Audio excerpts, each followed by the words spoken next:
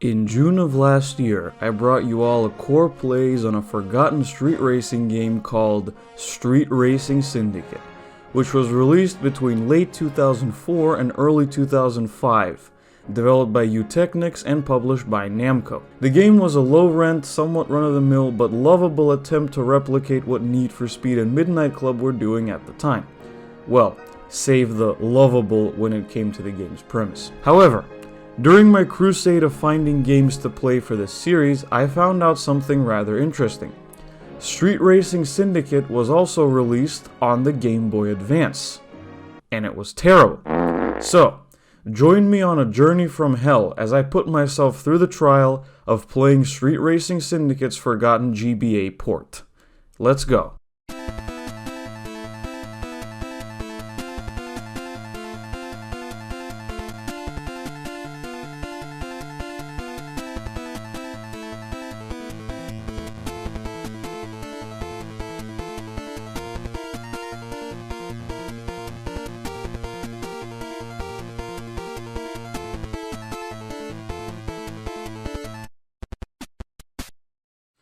What's going on, everybody? It's Korr here, and I have finally returned from the ashes to play a really terrible game for today's Korr Plays.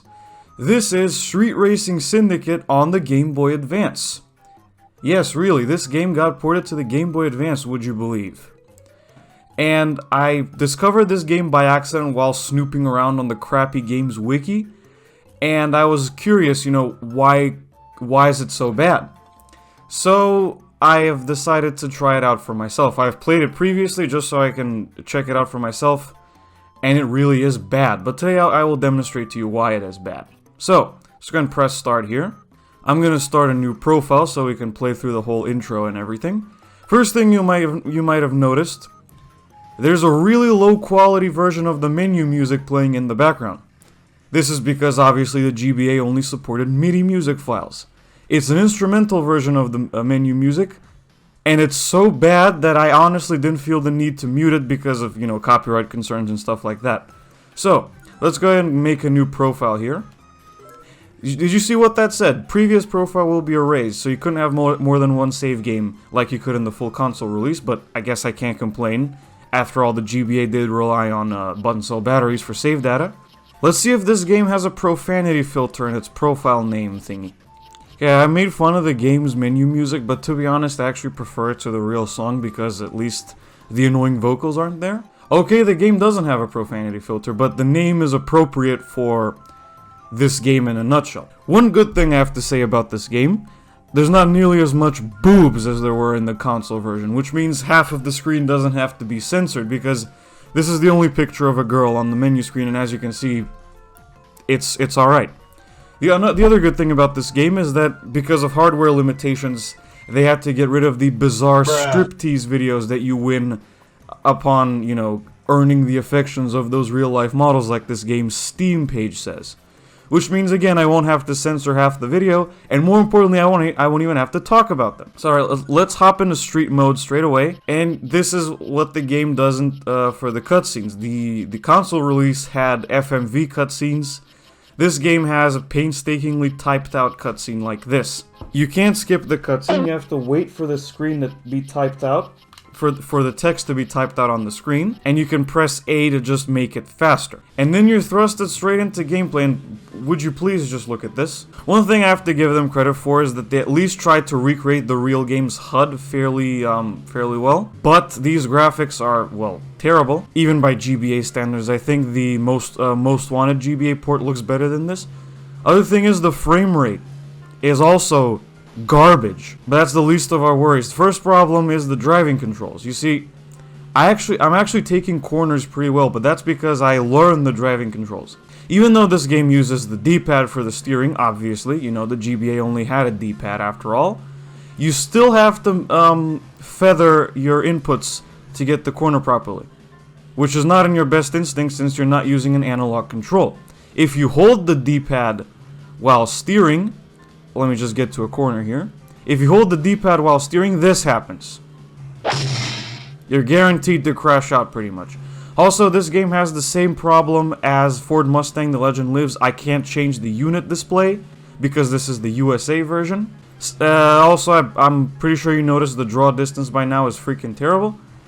But then there's my absolute favorite thing, and that's what happens when you activate NOS. So in the console version of the game, obviously, when you activate NOS, you get some flames out of the exhaust, some more motion blur, so on and so forth. But if you activate the NOS in the GBA version, which is done by pressing R, this happens.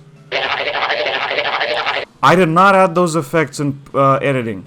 That's actually what happens when you hit the NOS in this game, honestly. And I lost the race. It doesn't matter, you still get your money. So now it's time to buy a car and discuss the other problem of this game. None of the cars are licensed. They are obviously based on real-life versions of said car, and the game does include the full car list from the... well, I think so anyway. It does include the full car list from the console version, but none of the cars are licensed, opting instead for generic brands. One other thing I have to give them credit for, they tried their best to recreate the console game's dealership. So anyway, we have a choice between Kazami, Motion, M-Track, Banga, which is such a terrible name, it's unbelievable, Nadir, Azure, and Augusta, or Augusta, as I know how to pronounce. Well, I know how to pronounce it. Why am I saying it like that? Alright, so for this playthrough, I'm gonna go with the Motion Helix GT, or what is obviously the Celica. One other thing about this game is that you can't change the manufacturer color before buying the car, which you could in the base game. And you also don't have the ability to check out the engine when you hit select to show the specs, but you can't really expect that from the GBA. Now, it's time to buy this car. Oh no, wait. Wow. It is physically impossible that I am this dumb.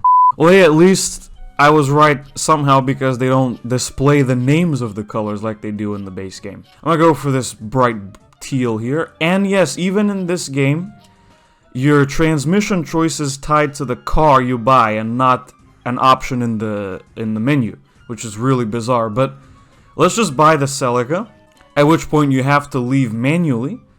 And then you realize something else about this game. There's no free roam. You just have to hop between the 3 interest points on the map, and then you hit B to do an event. So let's just do one event here. I'm going to start with Team Nemesis to check it out. So we got Series 1 here. And obviously this was a thing in the full game too. You could bet on other drivers and stuff. I'm going to bet on Adrian here and his what seemed to be a prelude, but I don't think it is, because the base game... well, they didn't have Honda at all, actually, from what I remember. Alright, so here we go. And they also did a pretty good job of recreating the Christmas tree countdown from the base game. I have no idea what city this is. It looks like a budget racing game city, which is kind of what this game is, especially the GBA version, it would seem. The draw distance is absolutely terrible. My friend Jake made a really good point the other day. You know how Need for Speed Nitro puts graffiti on the buildings if you're in the lead? Well, this game takes it a step further by generating buildings altogether when you're in the lead. Ooh. Well, if EA ever decides to make a Nitro 2, they can use that. Also, the AI is absolutely brain dead and smashes into you in every 5 seconds, and they also rubber band a lot. It's not as bad as Need for Speed Underground 1, but they still do like to rubber band. The car sounds also seem to be extremely compressed versions of the car sounds from the original game, which is interesting. Oh, and check this out. You take the shortcut, which intersects a barrier, and you're suddenly going the wrong way. And now I'm suddenly in 3rd place, even though I am clearly in the lead. This happened yesterday. I did that on purpose so I can show you how. Now I'm in last place. All because I took a shortcut which was after the start-finish line. Here's the best part. You can't restart. Just like Juiced 1, you can't restart your races. So I'm going to lose $1,000, and I'm also going to smash my controller probably because of how bullshit this game's shortcut system is. Let me see if it happens again. Yep, it says invalid lap, which means I have to... because I took the wrong way on that shortcut back there, I am now behind everybody, and I will lose the damn race. I thought racing games were supposed to, I don't know, encourage people to take shortcuts? That's just my thing, though. I mean, you know, it's not like Need for Speed Carbon didn't have a specific crew member type that showed you all the shortcuts in the race. I think we were supposed to take that shortcut and just this game is broken. Okay, I've had enough of this stupid ass track layout and I don't care if I lose the bet. Let's try something else. Hopefully this time I won't lose my goddamn money. Would you please take a look at those wonderful road textures? Please. What the? Why not put a track barrier there? Oh my god, I'm gonna lose this race too. Look at this track. It's probably gonna take like 30 seconds to go around the track. Thankfully the AI is so brain dead that I'll probably catch up to them anyway. Oh no, no, no, no, no, no, no. Okay, caught up to the AI at the very least. Oh, now we are supposed to go through this part of the map suddenly. Also, who designed this track and why? Like, at least give us more than 3 laps to get some time out of it. See, look at the best time. It takes 16 seconds to go around the track. Imagine if something like this was featured in a modern racing game. I don't think I can take any more of this game's bullshit. So, one last thing to show you is the vehicle customization, which is actually present in this game. Alright, the garage doesn't look like the base game's garage, but you do have all the options here. Upgrades, cosmetics, dyno, and repair. And the repair option works identically to the base game. One thing that sucks is, just like the cars, the performance upgrades are not licensed either, and they have the world's most generic names. For example, Tap. Did the Slap Train work on that? Just a thought. Rock. Beer. OT Racing. You gotta give them credit for using the same icons, though. Also, upgrading the brakes doesn't change them, obviously. Neither does upgrading tires. You can also put a body kit on your car, but I would like for the stats to move the hell out of the way so I can see the car. Yes, you can put body kits. They don't really make that much difference. But this was not a thing in the original game. You can't put universal spoilers on the car if you put a body kit on it, which you could in the original. You can also obviously put neons on the car, which don't seem to do anything, so we'll gloss over that.